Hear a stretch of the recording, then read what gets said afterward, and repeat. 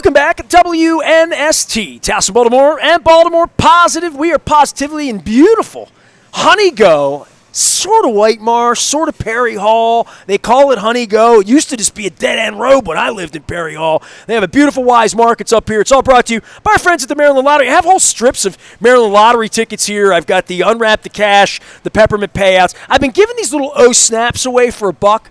Tom Kelso's here from the Maryland Stadium Authority. We've been talking Stadium for Dummies. We have a deal. We believe we have a deal. We're talking about all elements. So I use the bathroom between breaks, and I'm giving away tickets. And first things first, when the guy says, "Are you Nestor?" I'm wondering whether the answer should be yes, no. Would it matter if I say yes? So I get that because we are up here, so we had some listeners. So big appreciation to Bob. I hope he won. Then I give one of these to a lady. She looks at me. She's like, "Are these last year's tickets? Are you giving me last year?" I'm like, "What? They still smell like peppermint and gingerbread." So the public loves me up here. Win donation, 866-90-NATION. You buy two, you get two free, 0% financing. I'm in the market for doors. Santa, I need a door. I hope Win Donation can make that happen for me. Also, Jiffy Lube Multicare. My oil change light is my oil. Got to get changed. So I'm going to go over to Merritt Boulevard and do that. Could have done that the other day up in Lutherville, but I did not. This week at WNST, if you hear Michael Braun fine from Curio Wellness or Wendy, you hear Gina Schock from the Rock and Roll Hall of Fame from the Go-Go's, as well as Drew Westervelt from Hex talking about how to get all the stink out of all of my hot yoga gear and your lacrosse gear. All that's going to be happening. Tom Kelso's our guest right now. We're at Weis. We're also going to have crab cakes here today. We're going to have kielbasa and sauerkraut at Weis. And the executive director of the Maryland Lottery is going to be very heartened by the fact that people think I'm handing out fake tickets at Weis Markets and Honey Go. John Martin will be here a little later on as well. A lot of this money is lottery generated, right? Like this, where this money comes from. Explain where all this money comes from that you, Westmore, everybody's just giving money away to billion. This money comes from lottery funding. It comes from bonds. Explain $1.2 billion so Joe Sixpack, who's celebrating Christmas out there, trying to put their nickels together to get themselves a free ham on the Weis Reward app. Where does all this money come from that benefits billionaires? And when the Ravens thing came out last week, I'm like, let's see, we're giving them money and they're going to charge us more to go to the top level.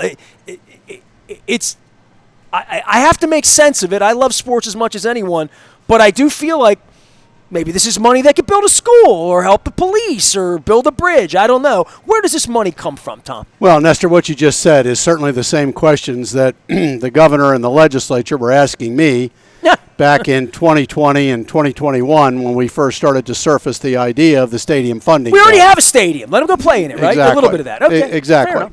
And, there's no shortage of needs and wants across the state from, various jurisdictions, from Prince George's County, Montgomery County, to Baltimore City, to Eastern Shore, Western Maryland, Southern Maryland. Everybody has needs and wants.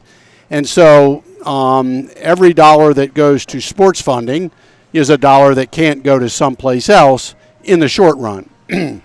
So the short answer to your question is that the Stadium Authority issues bonds that are backed by money coming from the Maryland Lottery. So when somebody buys a bond issued from the Stadium Authority that's a stadium related bond, is that they know that there is a special allocation from the Maryland State Lottery Fund every year that goes from the lottery fund to the Stadium Authority to service the debt on the bonds that are issued. I'm going to talk to John Martin about that a little later on, too, because it is fascinating. Will you tell John I said thank you for them? Well, there were people in here buying lottery tickets. Literally, the bathroom's on the other side, and I saw a woman who was buying lottery tickets in there. I'm thinking people buy lottery tickets all the time. I pimp the lottery, and we tell people play responsibly. Don't stick these. By the way, I had a minor over here, 18 or else with these tickets. So, and that's an important stocking stuffer thing that John's going to be stomping his foot about. But they work hard to create revenue, right? Absolutely. And that revenue is for the greater good and for education, for different things. That's correct. But sports teams are important. I mean, I've been doing this I was here pining away for Give Baltimore the Ball to get the stadium built, to get the team here, to give them more money. So when I saw all of the videos and the plans last week at a press conference I was banned from, so I want to point that out. Thank you, Sashi. What did you think of that? I watched the 25-minute press conference. I thought there was something. There's one of the snarkiest things I've ever heard, that the beer is colder and the hot dogs are tastier inside the perimeter. There's a lot of premium and a lot of perimeter going on in that press conference. I felt like they're not in touch in that way, but they're in touch with the rich person that's going to pay $20 for a beer or want to be in their Goldbird, Blackbird club. I saw all this stuff and I thought, all right, does that get me to the game earlier? Is it making me stay later? Is it making me come on set? I don't know. And I'm getting older. I'm getting phased out, as you can tell. But I'm excited that they're going to have a world-class facility because I've been to Oakland. I've been to places where – I've been to Tampa, to the baseball stadium down there. You know, I've been to places where it feels subpar. It doesn't need to feel like Dallas to me or Vegas. It doesn't need to feel like that experience, but it needs to feel like it's current and it's relevant. And since Memorial Stadium, we haven't felt that here unless you go somewhere else to feel something that's not good, right? Well, obviously, we started to get spoiled when Oriole Park opened up at Camden Yards, and all of a sudden we had the most unique baseball stadium in the entire country. And I remember going to pick out my seats, before opening day, and just being awed by this incredible building that was ours, and that our Orioles were going to play there. And it changed downtown. It changed downtown, but I called it our Gateway Arch, is what I called it. It really is. There's no question, and it still is. It needs reinvestment, but it still is. And but to go back to the funding, is that the way the stadium funding bill works is that the highlight number is $1.2 billion, but the 1.2 is really a bond limit. So the most the largest amount of bonds that can be outstanding at any one point in time for either team is $600 million.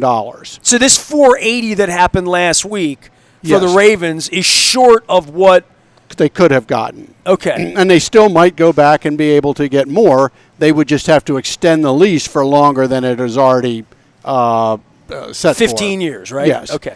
And the way the stadium funding bill works is that the teams, as the bonds are paid down, the teams can come back and redraw that money, or the teams in the MSA can redraw that money, and additional investments can be made so that you're not doing it once every 30 years. You may be doing improvements, significant improvements, once every 10 years, so that the stadiums are constantly upgraded.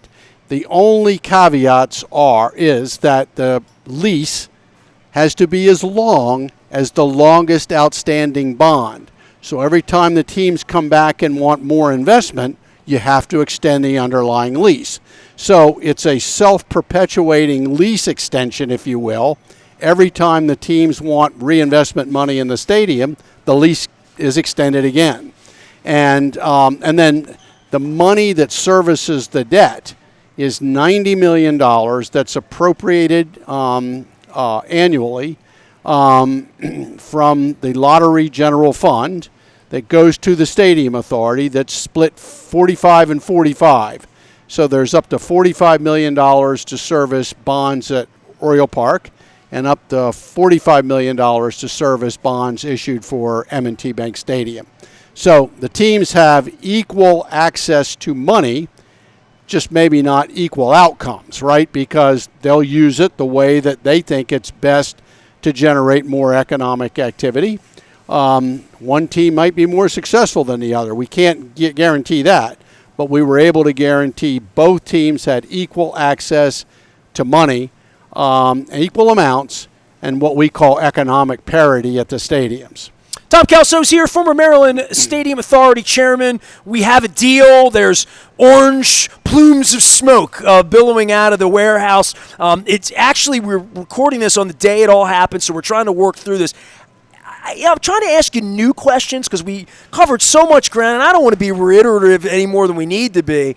So this is sort of new, but how unique is this? To what I see out in Inglewood with Kroenke stealing the team and going out there and teams being stolen in places. I watched the Oilers put on Oiler gear in Tennessee, and they're going to build a whole new thing down in Nashville for themselves. But this stadium authority thing where, like, I go up to Philadelphia, there's a football stadium, a baseball stadium, there's a hockey rink. I don't know about the Philadelphia Sports Authority or the Pennsylvania Sports Authority or I don't know how any of these other municipalities put this together, but it's always felt to me, and because I'm 55, I watched the Colts leave at 15. I watched Governor Schaefer try to put something like a stadium authority together. I watched Stedman fight from the inside at the paper as to whether the stadium was going to be at Port Covington or downtown or Columbia, Maryland, which was also, sure. Build it on 95, build it in Catonsville. There was a thought to put the whole complex down where UMBC is, right? Sure. So we're going back a ways, back into the 80s, but I've been in media for 39 years, whether Chad Steele admits that or not.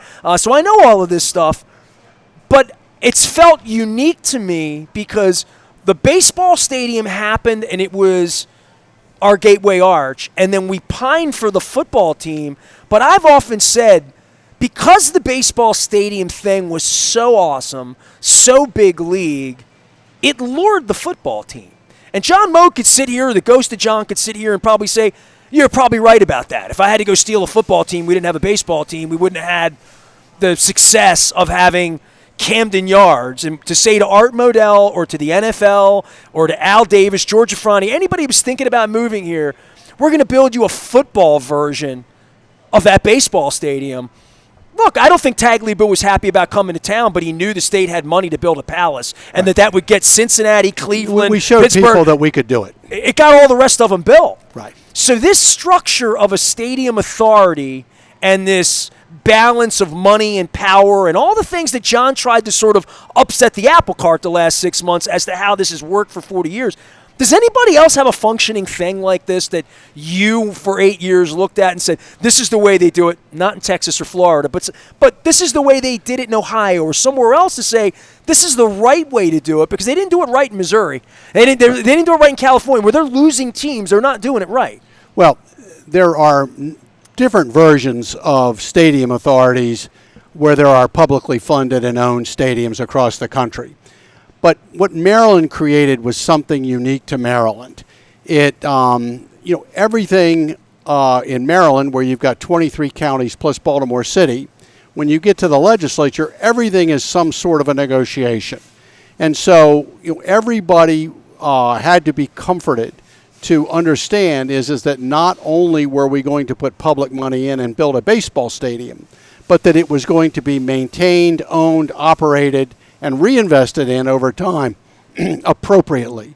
And so it was this idea of the creation of the stadium authority that stands in the shoes of the taxpayers that I think put people from outside Baltimore City, it gave them the comfort to know that this great state investment in 1986 to 1990 or 1991 to get the stadium built, that it was going to be worthwhile and that it was going to be run appropriately and taken care of appropriately. But if it's not, this is when we lose the baseball team. Well, if Camden Yards is a whole that fell apart, correct, in the way that, I don't know, name a stadium that fell apart in the last 30. I mean, it's probably not hard to do. Places that have been, Turner Field, Sure, Turner Field is gone. The baseball stadium in Tampa is about that generation.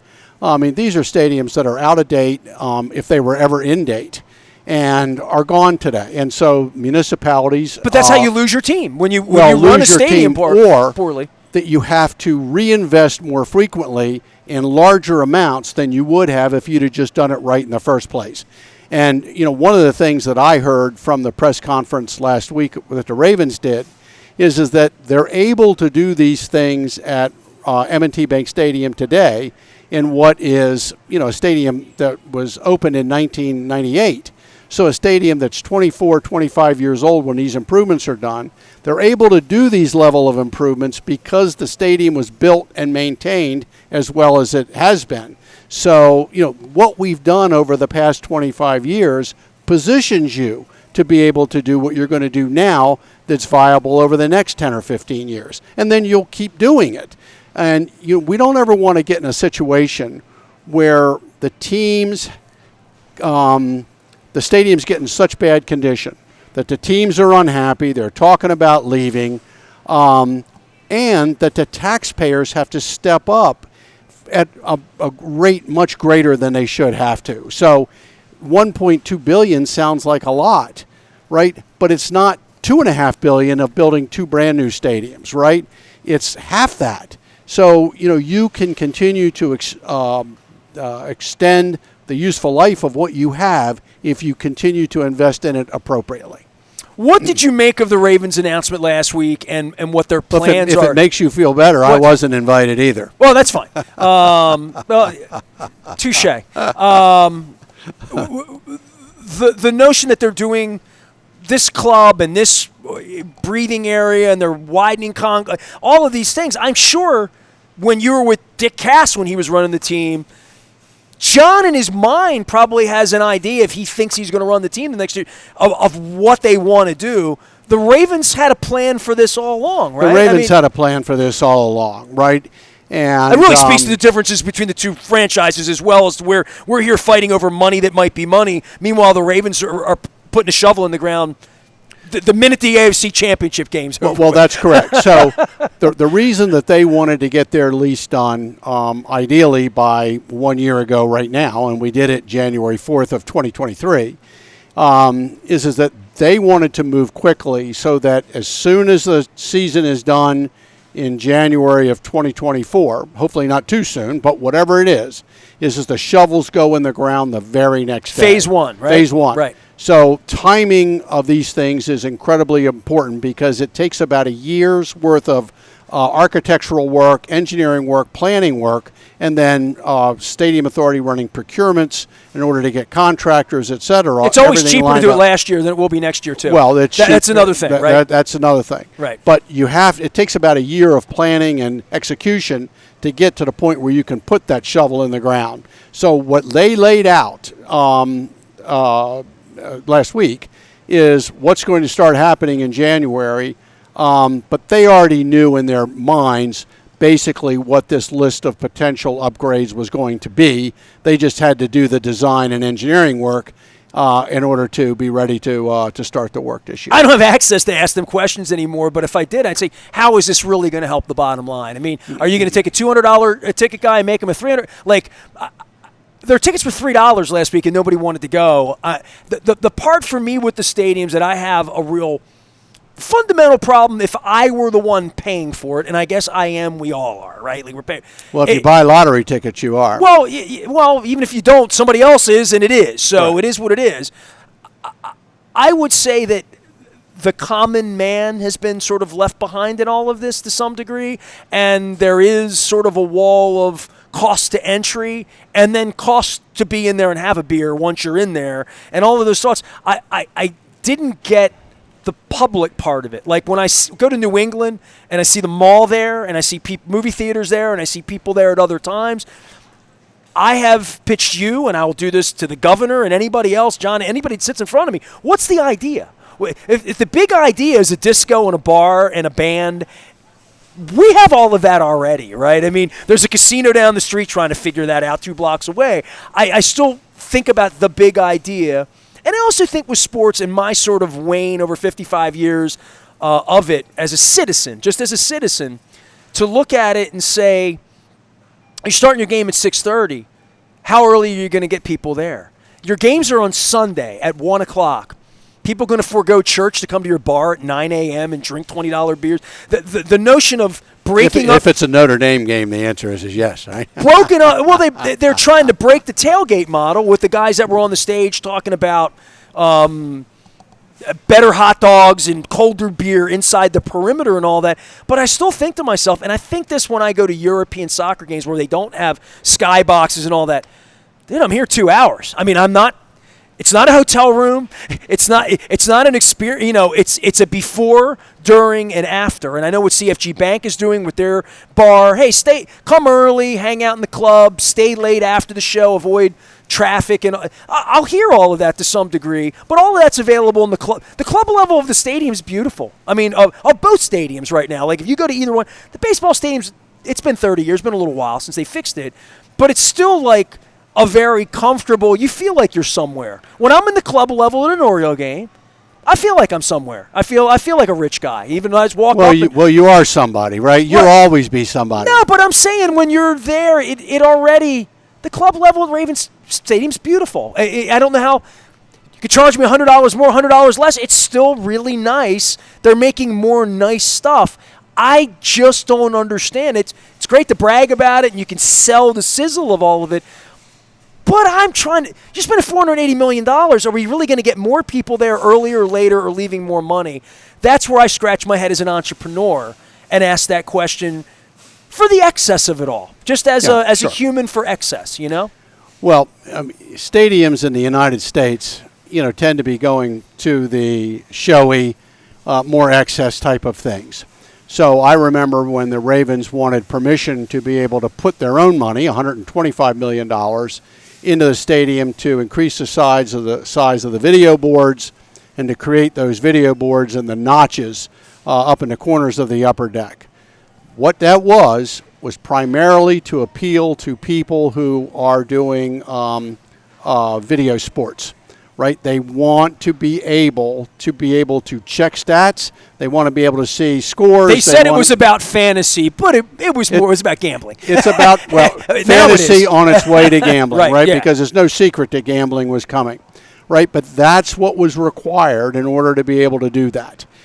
Keeping up with the Jerry Joneses. It's keeping up. Well, it's really making sure that people who care about that stuff, instead of staying home or going to a sports book, will get in their car, go to the stadium, and go inside the stadium and watch the game.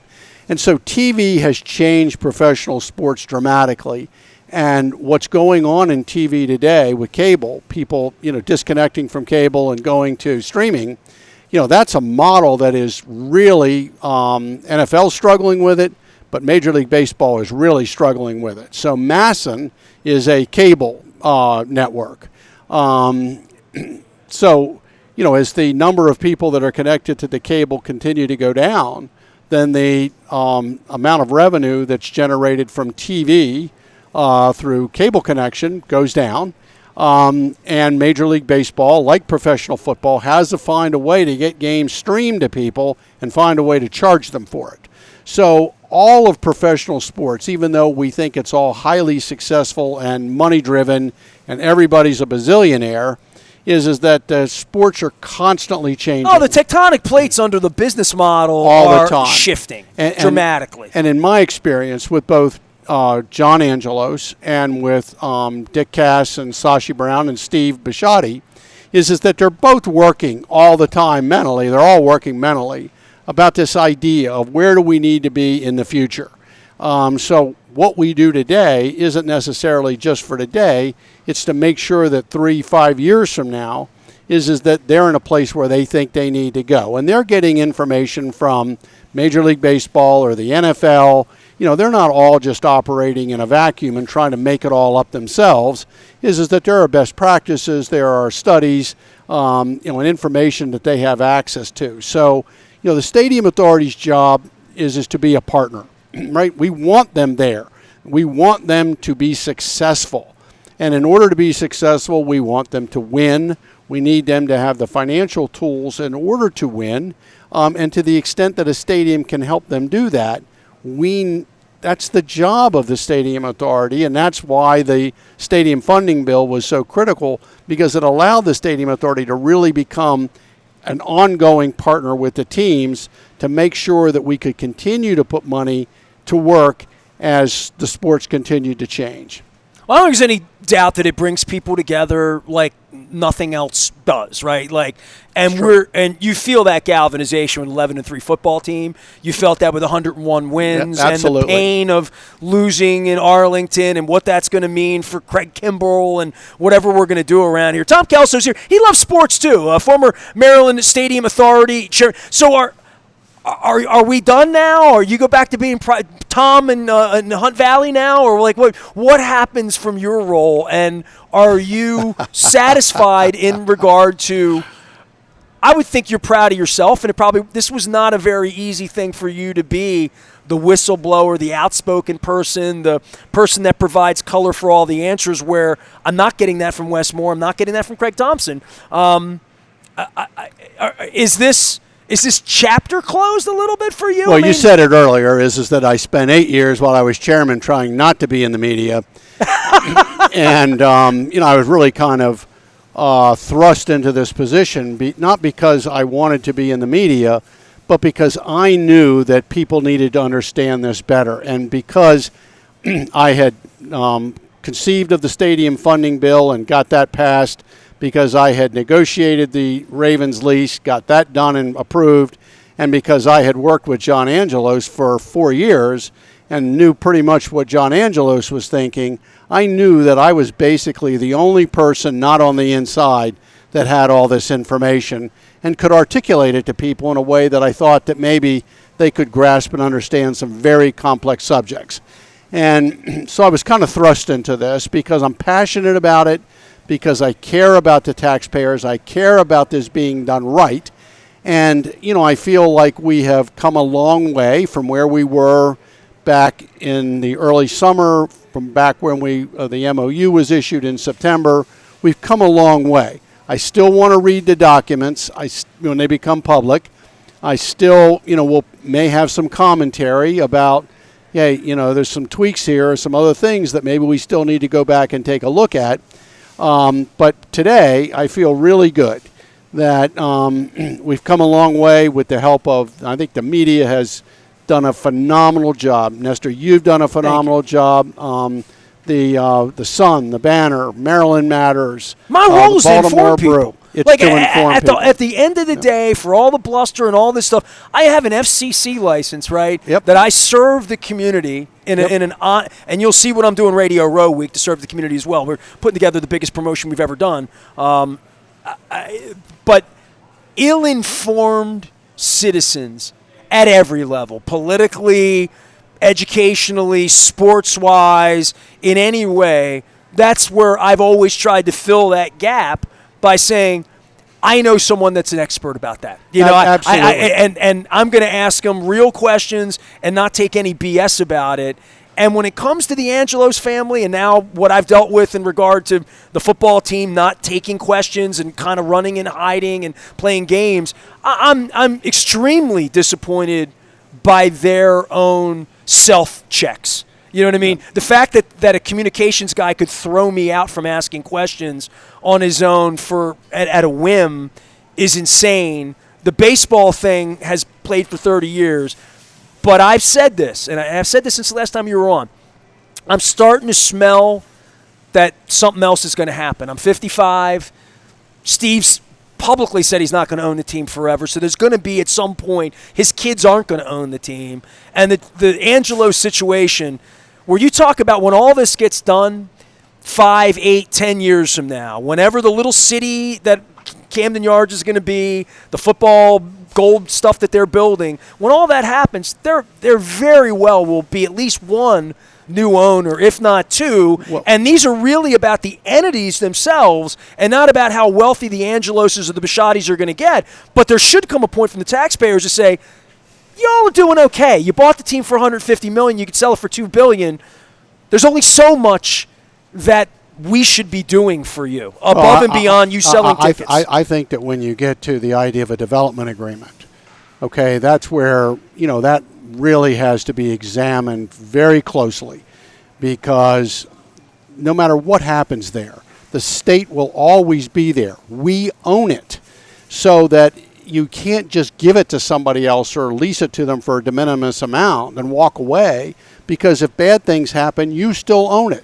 If a stadium is not well maintained, you still own it. The taxpayers have that financial responsibility to upgrade it.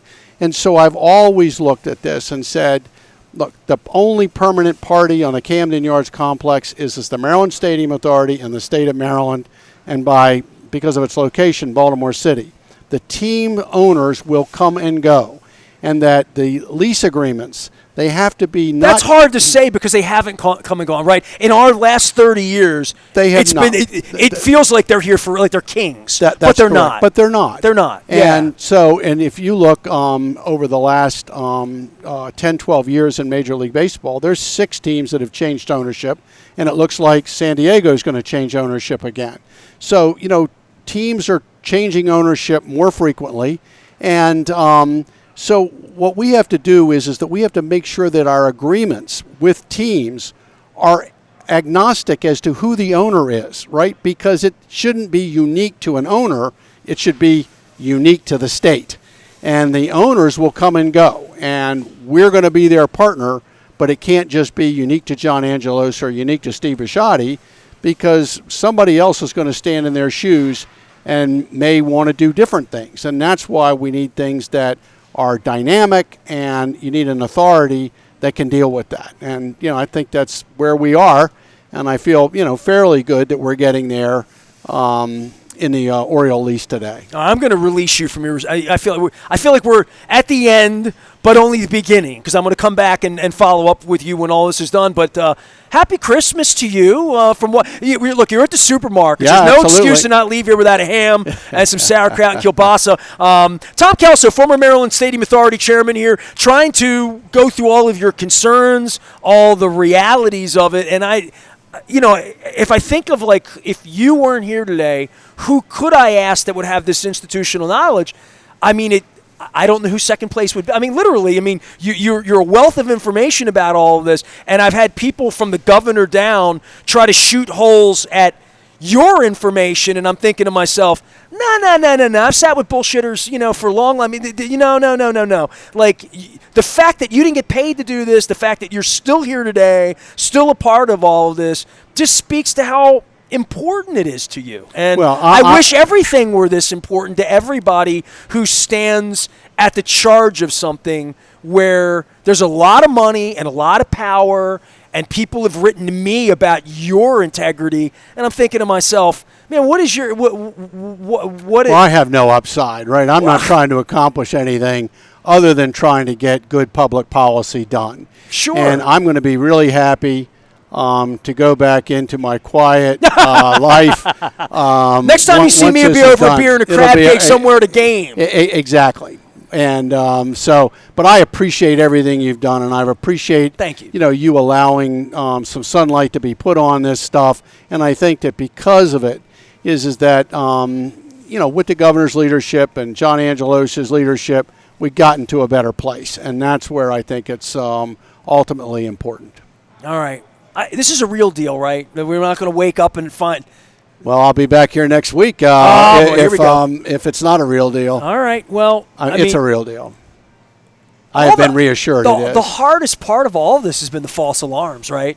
To the point where, I'm sitting there watching the game that night in September and sending the governor congratulatory texts. Well, I have felt a lot of compassion and sympathy, empathy with the sports fans, because they don't have the background and knowledge that I have or you have, is that, they're just reading somebody's synopsis in the newspaper or on a Instagram or something like that, maybe listening to you. They don't know everything that you know or I know. And, this was never about the Orioles leaving. It was just about the terms and conditions under which they were going to stay. And, and so if you just ask the average fan on the street, do you want the Orioles to sign a new lease? Everybody say, yeah, we want to sign a new lease. But would you want to do it under some of the terms and conditions that were proposed? Most people would say no if there's a better option. And that's what I was pushing for, is to get a better option, to get things that work better for the taxpayers. That's all I cared about. All I care about. All right, well, the Maryland Lottery funds a lot of this, and for being our guest on the program, Tom Kelso is going to get a peppermint payout. I got peppermint payouts. I got Unwrap the Cash. I got O-Snaps, and these smell like gingerbread. Our friends at the Maryland Lottery put this thing on with us. John Martin's going to be here. We're at Weis Markets. Win donation, 866-90Nation. I got the wacky hat. Don't forget about the doors. Certainly I'm not going to. I hope Santa's going to buy me doors. give me door. Sorry about that. Santa doesn't buy. He gets elves doing that. Also, our friends at Jiffy Lube Multicare. I'm going to be getting my oil changed as well. Raskin Global provides this for when I say goodbye to guests. It's my Richard Scher square off that we're going to allow Tom Kelso to be adjourned, but I'm going to come back here from Weis Markets. Derek Frazier's here. He's the manager of this store at Weis on the Go. Former professional wrestler, has toured the world. We're talking about his time in Japan and being a wrestler. We're going to talk about Dave the Wave, my buddy who was a referee, as well as Axel Rotten and a whole bunch of wrestling stuff. We're also going to wrestle around with sauerkraut and kielbasa. We have crab cakes coming here. They are the signature crab cakes from Weis. They're delicious. They're even better when they're served on a shrimp as a stuffed shrimp crab cake. They're going to serve those to me today because I'm special and they like me at Weis Markets. I'm appreciative of that. John Martin's going to be here. He's not bringing lottery tickets. He's going to laugh when that lady he yelled at me, "Are these last year's tickets?" No, they're legitimate. Do I look illegitimate? Don't answer that. I didn't know there was something called a last year's I know ticket. my hair's long. I was just trying to be legitimate. My thanks to Tom Kelso for stopping by. The Maryland Crab Cake Tour is moving on. We'll be at Fadley's next Wednesday. And Merry Christmas. We're back for more from Weis Markets. We're going to talk wrestling, supermarkets, and the proper way to serve green bean casserole during the holidays. Stay with us.